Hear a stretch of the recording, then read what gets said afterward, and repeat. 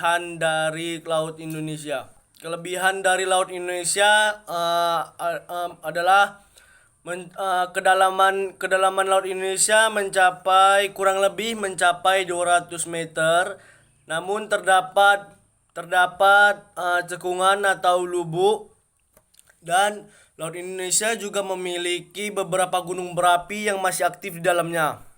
Pada zaman kolonial Belanda pada tahun 1929 sampai 1930, penjajahan Belanda menemukan adanya 27 lubuk pada laut di Indonesia.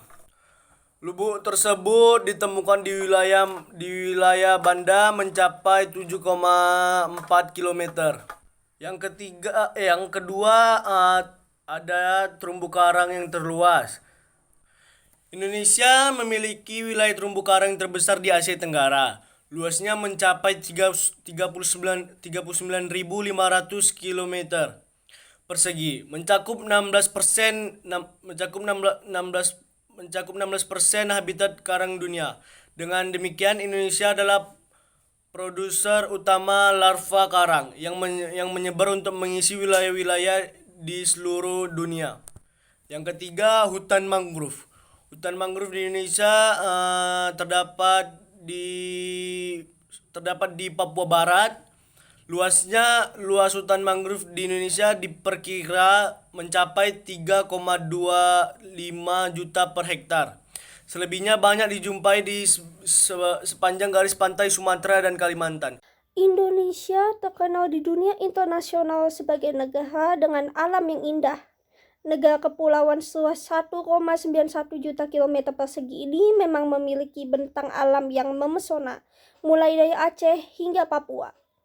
Jumlah wisatawan yang datang selalu bertambah baik dari dalam maupun luar negeri untuk melihat langsung ragam keindahan wisata alam yang ada di Indonesia. Karena keindahan alam Indonesia yang tak terkira, berwisata pun tak perlu jauh-jauh ke luar negeri.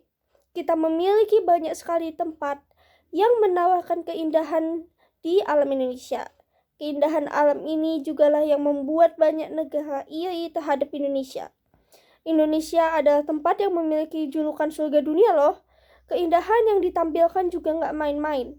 Dengan begitu banyaknya tempat di berbagai wilayah di Indonesia hingga dalam 1 minggu pun rasanya tidak cukup bagi kita untuk mengagumi keindahan Indonesia dan membuat kita paham alasan mengapa dunia sangat ingin memiliki Indonesia. Sayang sekali apabila kita tidak memanfaatkan keindahan alam ini. Yang pasti haruslah mencintai negara kita ini dan bangga bahwa kita hidup di sebuah tempat dengan keindahan. Saya akan menjelaskan tentang keunggulan atau kelebihan NKRI yang lainnya. Salah satu contohnya yaitu memiliki wilayah yang sangat luas. Unsur-unsur negara kesatuan Republik Indonesia, jika wilayah Indonesia bila diukur dari garis pantainya, merupakan salah satu yang terpanjang di dunia, membentang dari Sabang atau Aceh sampai Merauke atau Papua. Luas wilayah NKRI sekitar kurang lebih 5.193.250 km persegi. Dengan sepertiga dari luas tersebut adalah daratan. Wilayah lautan sekitar 2/3-nya, yaitu kurang lebih 3.166.163 km persegi. Wilayah yang sangat luas yang dimiliki Indonesia tersebut menjadi modal bagi bangsa Indonesia untuk melaksanakan pembangunan. Tugas kita adalah untuk mempertahankannya, kemudian terus mencerdaskan bangsa agar bisa mengelolanya secara optimal bagi kemajuan bangsa Indonesia. Jumlah penduduk. Potensi penduduk yang besar memberikan peluang perekonomian yang besar. Jumlah penduduk Indonesia pada tahun 2019 yaitu 266,91 juta jiwa. Dengan jumlah penduduk tersebut, Indonesia menjadi peringkat nomor 4 terbesar di dunia. Namun, jumlah penduduk yang besar tersebut juga diiringi dengan luas daerah yang juga sangat besar. Jumlah penduduk yang besar ini menjadi ketertarikan bagi pemilik modal yang ingin menanamkan modal atau saham di Indonesia.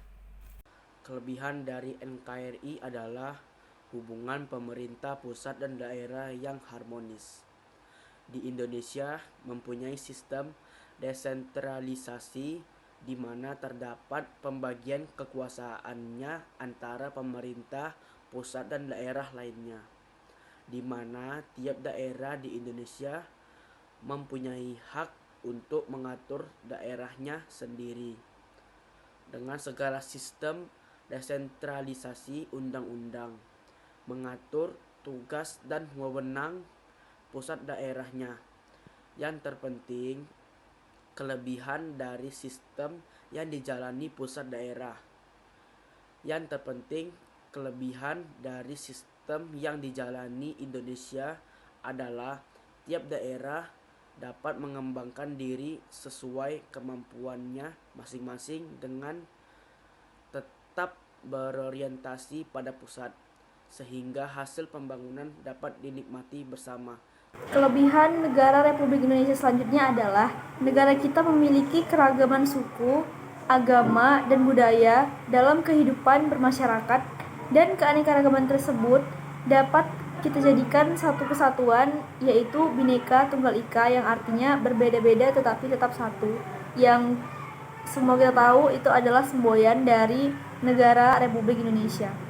Dalam bermasyarakat, tidak peduli dari suku dan etnis apa kita berasal, keanekaragaman sosial, budaya lokal dimiliki oleh orang Indonesia berbeda-beda setiap daerahnya, seperti rumah adat, upacara adat, makanan khas, tarian adat, dan masih banyak lagi.